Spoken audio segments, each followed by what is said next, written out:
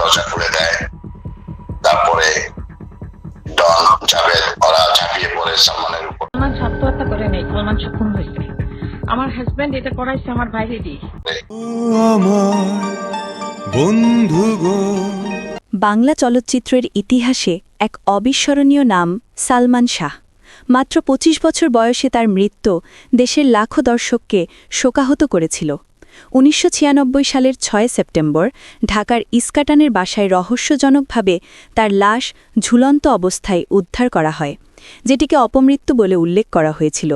তবে সেটি এবার নতুন মোড় নিয়েছে।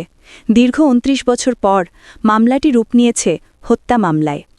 মামলাটি হত্যা মামলায় রূপ নেওয়ার পর নতুন করে আলোচনায় এসেছে ১৯৯৭ সালে রেজভি আহমেদ ফরহাদের দেওয়া এক জবানবন্দি, যেখানে তিনি দাবি করেছিলেন, আমরা সালমান শাহকে হত্যা করেছি।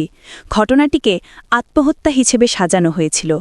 হত্যাকাণ্ডে সামিরা ও তার পরিবারের সদস্যসহ আরও অনেকে জড়িত ছিলেন। হত্যার সময় আমিও উপস্থিত ছিলাম। এই জবানবন্দি অনুযায়ী সালমান শাহের মৃত্যু ছিল ১২ লাখ টাকার চুক্তিভিত্তিক হত্যাকাণ্ড।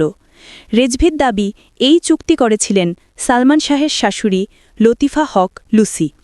এই পরিকল্পনায় ছিলেন বাংলা চলচ্চিত্রের খলনায়ক ডন, ডেভিড, ফারুক ও জাভেদ সহ আরও কয়েকজন। ১৯৯৭ সালের রেজভির ১৬৪ ধারার জবানবন্দিতে উল্লেখ করা হয়, ১৯৯৬ সালের ৫ সেপ্টেম্বর রাতে গুলিস্তানের একটি বারে বসে সালমান শাহকে হত্যার পরিকল্পনা করা হয়। সেই বৈঠকে উপস্থিত ছিলেন ডন, ডেভিড, ফারুক, জাভেদ, সাত্তার, সাজু ও রেজভি।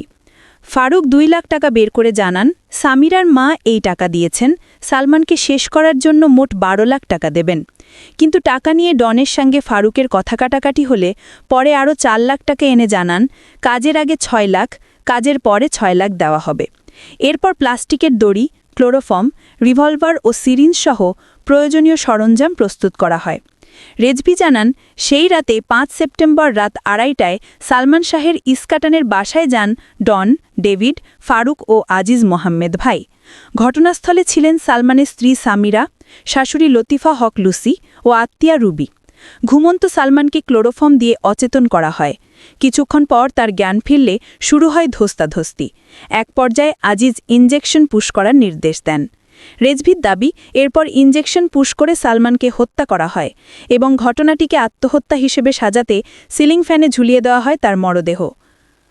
সালমান শাহ হত্যা মামলায় সর্বমোট ১১ জনকে আসামি হিসেবে উল্লেখ করা হয়েছে।